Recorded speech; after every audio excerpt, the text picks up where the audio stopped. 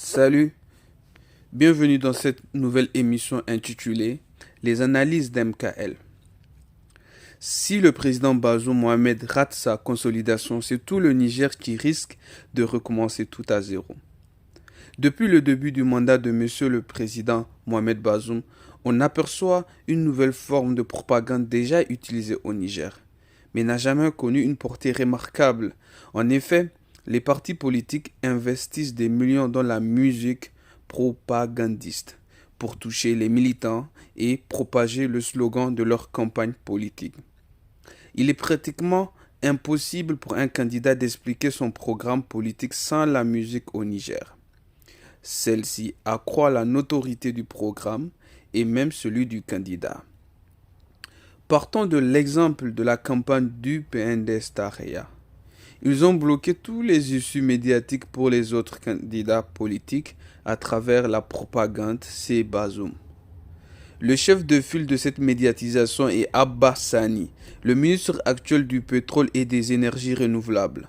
Celui-ci a utilisé la même méthode du candidat du Nigeria, Mohamed Bouhari, pour faire élire ses Bazoum. Tout est pratiquement pareil. On y trouve des rapprochements des militants à travers les réseaux sociaux, la médiatisation sur Bazoum dans ses déplacements, des clips bien préparés pour retenir ces Bazoum en quelques mois de campagne. À vrai dire, les militants du parti, les sympathisants, les apolitiques se sont politisés sans le voir à la Renaissance Acte 3, consolidons et avançons.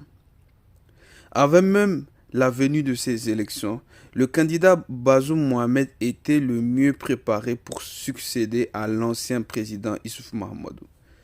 Tout lui était destiné pour conduire la République du Niger vers la consolidation tant voulue des institutions nigériennes.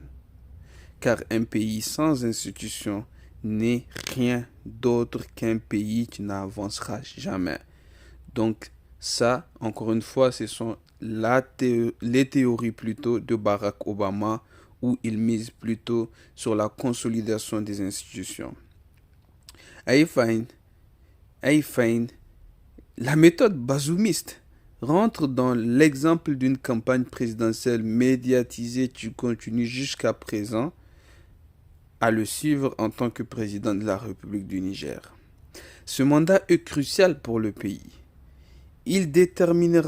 Cela déterminera le succès ou l'échec de la Renaissance Acte 1 et 2 et surtout l'échec d'une installation des institutions fortes au Niger.